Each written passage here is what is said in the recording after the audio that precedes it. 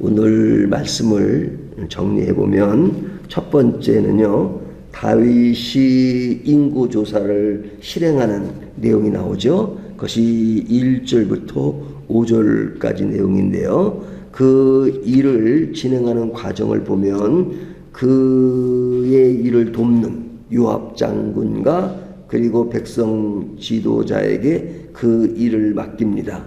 2절을 보면 다윗이 요압과 백성의 지도자들에게 이르되 너희는 가서 브엘세바에서부터 단까지 이스라엘을 계수하고 돌아와 내게 보고하여 그 수요를 알게 하라 하니. 자, 다윗이 지금 요압과 백성 지도자에게 이제 인구조사를 하게 하는데 그 지역의 범위가 어디냐? 브엘세바에서 단까지. 이것이 이제 이스라엘 이제 북에서 남쪽까지의 이야기를 말하죠. 이것이 이제 우리나라 이야기를 할 때 백두산에서 한라산까지 뭐 이렇게 얘기하는 것처럼 나라 전체를 이야기할 때 이렇게 이야기합니다. 근데 이제 이 일을 진행하는 데 있어서 요압 장군이 이제 반대 의견을 제시하죠. 3절에 보면 요압이 아뢰되 여호와께서 그 백성을 지금보다 100배나 더하시기를 원하나이다. 내 주 왕이요, 이 백성이 다 내 주의 종이 아니니까 내 주께서 어찌하여 이 일을 명령하시나이까 하면서 이 일을 하지 않도록 권합니다. 이 요압이라는 사람이 사실 이제 바른 말을 참 많이 합니다. 그래서 이 다윗이 싫어해요. 이게 뭐 나중에는 그 농도가 점점 진해집니다. 이제 거기에는 요압 말이 맞는 것도 있고 틀리는 것도 있는데 지금 이 사건에 대해서는 요압이 좀 바로 지적을 하죠. 하지만 왕의 명령이니까 실행을 안 할 수가 없죠. 4절에 보면 왕의 명령이니까 따를 수밖에 없는 그런 이야기를 보여줍니다. 근데 이제 인구 조사를 한 결과 얼마나 되느냐? 여기 칼을 뺄만 한 자가 이스라엘의 110만 명이요 유다 사람들에게는 47만 명이다. 이렇게 이야기하죠. 그러니까 여기 보면 인구 중에서 칼을 뺄 만한 자를 이야기하는 것은 뭐냐면 그 인구 조사를 하는 그 목적이 뭐냐면 군사력에 대한 점검입니다. 군사력. 그러니까 그 당시에 군인이라고 하는 것은 이렇게 다 이제 군대 입대해가지고 군 생활을 하는 그런 것보다는 그냥 개인 생활을 주로 했죠. 개인 생활. 전쟁이 있으면 전쟁에 필요한에 따라서 사람들을 모집하는 겁니다.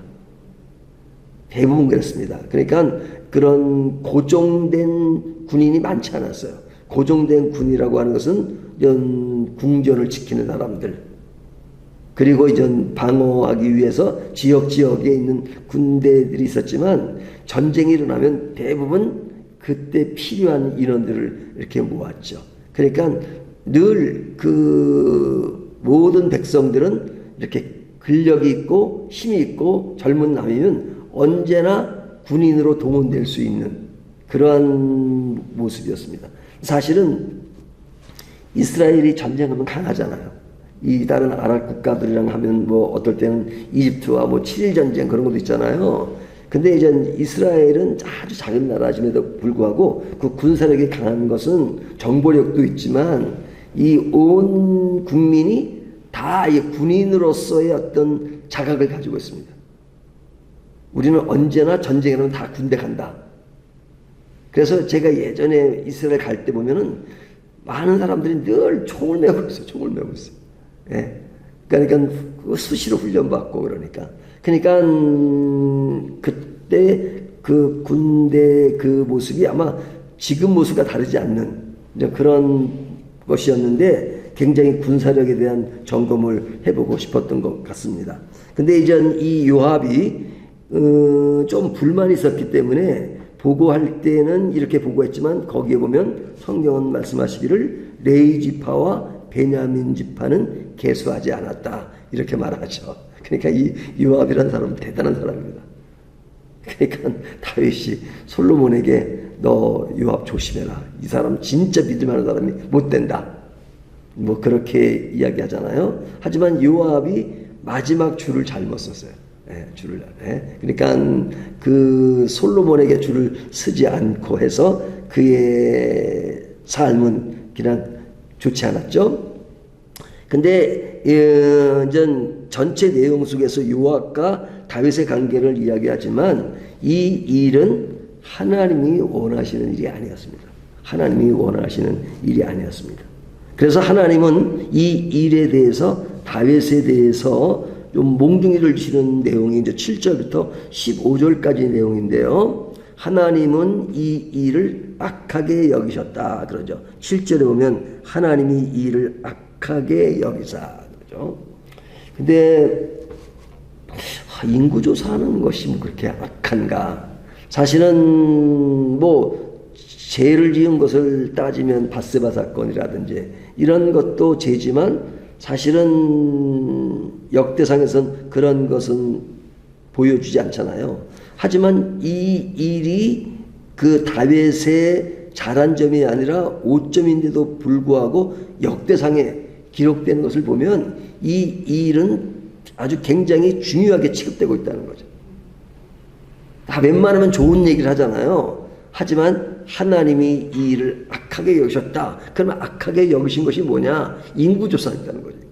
아, 인구조사하는 것이 뭐가 이렇게 잘못됐는가 하는 생각을 할 수 있잖아요. 하지만 하나님은 악하게 여기셨다는 것이 강조되고 있습니다. 그래서 선지자 갓을 통해서 말씀하시죠.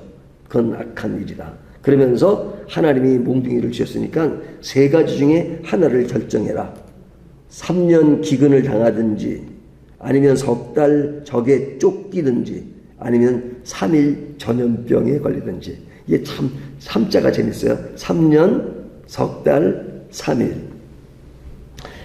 이 3년, 석 달, 3일 그러면 이 셋 중에 하나 골드라면 어느 것을 고르시겠습니까? 집사님? 3년 기근, 예? 기근이면 나라 전체가 이제 기근이면 어렵겠죠. 이게 이스라엘은 물 자체가 귀한 나라니까요. 그럼 3년 동안 이 기근이라고 하는 것은 엄청 힘든 겁니다. 그것도 기간이 3년이에요. 근데 이제 석 달 동안 적에 쫓기면 이제 목숨의 위험이 있고, 그리고 이제 석 달 동안 뭐 쫓긴다는 얘기는 나라 자체가 이렇게 전체적으로 위기상에 처하는 거잖아요. 그러면 3일 전염병은 이것도 전염병도 힘든 것이죠. 하지만 3일이에요, 3일. 그러니까 이것은 답이 나온 겁니다, 사실은. 누가 3년 기근을 하고 누가 석 달 적에 쫓기는 일을 하겠습니까? 3일 그래도 힘든 거지만 3일 동안 전염병이 낫죠. 그러니까 이런 이야기를 보면 이 속에 하나님의 몽둥이가 있지만 하나님의 은혜가 있는 겁니다. 하나님의 은혜가 있는 겁니다. 하나님은 우리들에게 몽둥이를 두시는 것이 하나님이 원하지 않다는 거예요. 원하지 않다는 거예요. 하지만 그를 사랑하기 때문에 몽둥이를 주시는 겁니다. 다윗을 사랑하시기 때문에. 그러니까 사랑에는 그 사랑의 마음이 있죠. 저 옛날에 이제 교회를 다니는데 교회 선생님 중에서 이제 저희 과외 공부 선생님이면서 교회 집사님이셨어요. 근데 이제 그 과외하는 애들이 한 10명 정도 됐는데 다들 이제 교회 학생들이었어요. 근데 이제 정말로 열심히 가르쳤거든요, 그 선생님이. 근데 애들이 말을 안 들으니까요, 애들을 그 당시부터 되게 때렸잖아요. 애들 못 때리고 자기를 막 때려, 자기를. 네? 애들을 안 때리고 자기 손바닥을 막 때려요. 그러니까 그 사랑의 표현을 차마 몽둥이를 못해 자기를 때리는 그런 것 같이 하나님이 자기 손을 때리듯이 그렇게 우리를 대하시게 할 때가 많죠. 하지만 하나님은 한 번 몽둥이를 주시면 그냥 이렇게 좀 가볍게 되지는 않으신 것 같아요. 그래도 세게 해요. 예? 3일이지만 세게 해요. 그래서 7만 명이나 죽잖아요. 7만 명이나 죽잖아요. 근데 이 원인이 누구에게 있어요? 다윗에게 있잖아요. 그러니까 다윗이 왕으로서 그의 역할을 제대로 못했을 때 백성들의 7만 명이 죽었다. 하는 것은 다윗에게 있어서는 굉장히 아픈 일이죠. 그래서 16절과 17절을 보면 다윗이 그렇게 회개합니다. 내가 죄를 지었으니 주의 백성에게 재앙을 내리지 마옵소서 하고 17절에 내가 죄를 졌으니까 주님 내가 죄를 지으니까 나를 벌하십시오. 내 백성들이 무슨 죄가 있습니까? 그들을 벌하지 마십시오. 그러니까 다윗의 아름다움은 사실은 여기에 있어요. 그가 잘못한 거 참 많아요. 잘못한 것만 따지면 사실은 제가 다윗보다 낫게 보일 수도 있어요. 그렇죠? 저는 절대 그런 일은 해본 적이 없으니까. 다윗이 했던 밧세바 사건이라든지 아브라함이 자기 아내를 누이라고 속이고 다른 남자에게 넘긴 뭐 이런 일은. 근데 뭐 그 정도만 아니라 그 남편까지 죽이는 그런 사건이었었잖아요. 하지만 그럼에도 불구하고 다윗이 하나님의 사람으로 남는 것은 바로 그 죄를 범했을 때 그것을 바로 문제가 있다는 것을 알아차리고 그리고 하나님 앞에 회개할 때 그냥 가볍게 회개하는 것이 아니라 진짜 눈물로써 벽에가 막 그냥 젖을 정도로 회개하고 그러잖아요. 오늘 본문 사건도 보면 내가 죄를 지었으니 주의 백성에게 재앙을 내리지 마옵소서. 자기에게 문제가 있다는 걸 알죠. 나쁜 사람 중에 하나는 모든 일이 벌어지면 늘 자기는 벗어나고 남들에게 다 넘기는 그 아주 안 좋은 것이 있잖아요. 근데 다윗은 훌륭하다는 것은 뭐냐면 자기에게 문제가 있다. 자기 책임을 질 줄 아는 그러한 왕이었죠. 자, 그렇다면 오늘 본문이 우리에게 주는 교훈이 무엇이냐? 너무 이제 뻔한 결과가 나오겠죠. 인구조사가 잘못되었다기보다는 왜 성경은 인구조사하는 일이 또 여기 말고도 여러 번 나오잖아요. 근데 그때마다 하나님이 징계를 하시고 그러지 않잖아요. 인구조사하는 것이 필요할 때도 있고. 근데 이 사건에 인구조사하는 것에 하나님이 심히 분노하시는 그 이유는 뭐냐? 지금 그 앞에 본문이 보면 하나님이 늘 이기게 하셨다는 하나님이 그 나라의 시작을 이끌어가는 그런 기초를 다지는 그런 모습 속에 하나님이 그것을 너무 가시적으로 보여주셨어요. 보여주셨음에도 불구하고 살짝 다윗이 방향이 조금 바뀐 거죠. 그러니까 하나님 쪽에서 지금 하는 그 일들을 이제 인간적인 계산 쪽으로 바뀐 겁니다. 인간적인 계산. 그러니까 이제 이와 같은 승리가 계속 있으니까 그것이 영원한 것처럼 생각하죠. 한 번 사람이 모든 게 잘 되면 계속 그것이 잘 될 것처럼 생각해요. 그러니까 그 잘 되는 그것을 내가 잘해서 된다고 생각하면 이제 그때는 자기가 되죠. 저는 책을 쓰면서 늘 그런 걸 생각해 보는데요. 처음에 설교를 하거나 그럴 때는 항상 어떤 그 나에 대한 설교를 교우분들에게 하지만 이 문제는 나에게 집중해서 내가 교훈을 받고 내가 메시지를 들어야 된다는 그 아이라는 곳에 초점을 둬요. 준비할 때 순수하게. 근데 조금 전 하다가 아이디어가 떠오르고 말씀이 괜찮다 그러면 이것을 사람들에게 어떻게 전하지 하면서 주어가 유로 바뀌어요. 유. 예? 그러니까 더 이게 딱 이제 무르익고 잘 되면 이것을 어떻게 이제 책을 써서 사람들에게 알릴까 하는 주어가 바뀌어요. I에서 U가 되고 그 다음에 그 U가 they로 바뀌어요. they. 그들은 어떻게 되느냐. 그러니까 이게 자꾸만 꾼이 된다는 거죠. 제가 그 공부할 때 이제 나이지리아 애가 하나 학생으로 들어왔는데 걔가 이제 체프 시간에 간증을 했어요. 근데 간증에 아이들이 너무 은혜를 받아가지고 정말 감동을 받았거든요. 근데 그 간증 때문에 걔는 그냥 매 주일마다 교회 끌려다녔어요. 끌려다녔다가 다 불려다녀요. 간증 들으려고. 간증 집회를 한 거죠, 말이에요. 근데 졸업할 때쯤 되니까요. 그 간증이 아니에요. 완전 프로페셔널한 그런 꾼이 돼버렸어요, 꾼이.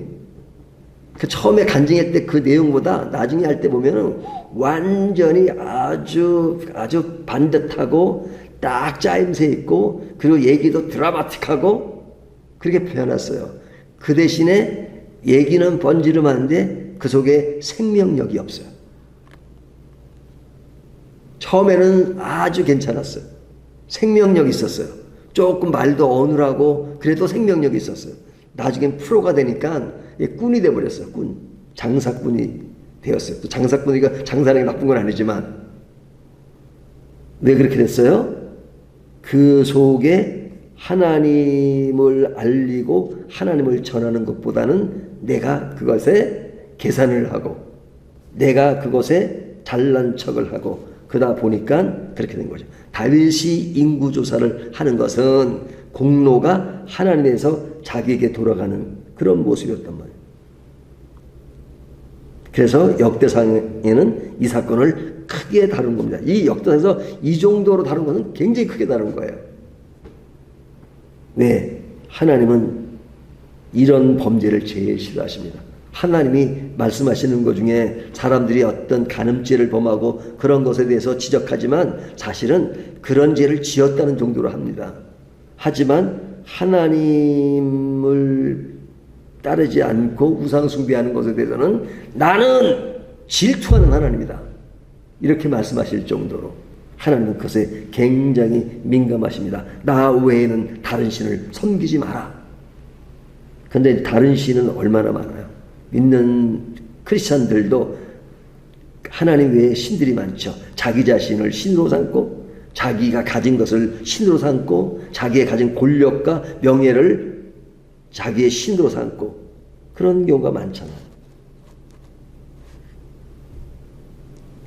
그래서 이 사건이 주는 것이 계산하지 말라 하는, 그 계산은 안 할 수는 없지만 그 계산에 있어서는 무엇이 가장 중요한가 하는 것을 인지하라는 거죠. 그리고 지도자 한 사람의 잘못으로 얼마나 많은 영향력이 좋을 수도 있지만 나쁠 수도 있다는 것, 그런 것을 다시 한번 생각합니다. 하지만 제일 마지막으로 좀 더 긍정적인 교훈을 삼는다면 범죄는 나쁘지만 회개는 아름다운 것이다. 역대상이 21장으로 끝나지 않고 계속 흘러가고 있고 역대하가 있는 것은 다윗의 회개가 있기 때문에 그렇습니다. 만약에 다윗의 회개가 없다면 역대상은 21장으로 끝날 수도 있죠. 그 무대는 사라질 수 있죠. 하지만 그래도 계속 이어가는 것은 그에게 잘못을 뉘우치는 진정한 회개가 있었기 때문에 그렇습니다. 하나님은 우리들에게 그렇게 말씀하십니다. 생활 가운데 그릇된 계산을 하지 말라. 그리고 그런 계산을 했을 때에는 무엇보다 알아차리고 그리고 무릎을 꿇라. 그리고 진정 하나님이 진정 원하시는 것이 무엇인지를 알고 다시 한번 돌아와라. Come to me. 이렇게 말씀하십니다. 그러면 하나님이 또 아무 일이 없었던 것처럼 또 새롭게 대하세요. 하나님이 늘 그러세요. 하나님은 참 속도 없으시다. 그런 생각이 할 정도로 하나님은 우리를 용서하실 때는 과거를 전혀 묻지 않습니다. 부부간에는 과거가 있으면 옛날 것을 자꾸 들추어서 안 좋을 때마다 과거에 그랬다고 얘기한대요. 근데 하나님은 절대 묻지 않으십니다. 제가 그 책에도 썼지만은 하나님은 내 인생의 내비게이션의 그 아가씨는 절대 길을 잘못 가도 왜 이런 바보, 왜 길을 그렇게 잘못 가고 있어, 한 번도 그렇게 하지 않아요. 그냥 그 시점에서 과거를 묻지 않고 새롭게 설정을 해서 그 길을 또 새롭게 안내합니다. 하나님은 마치 우리들에게 그렇게 안내하시는 원대하신 하나님, 위대하신 하나님이십니다. 그 하나님은 과거의 문제를 가지고 이야기하시기보다는 지금 이 순간에 다시 회개하고 일어서면 하나님은 그 순간을 박수 쳐주시고 그리고 내일을 또 아름답게 약속하시는 분이시죠. 오늘도 그 하나님을 오늘도 믿고 기쁨으로 함께 나가는 저와 여러분이 되시기를 주님의 이름으로 축원합니다.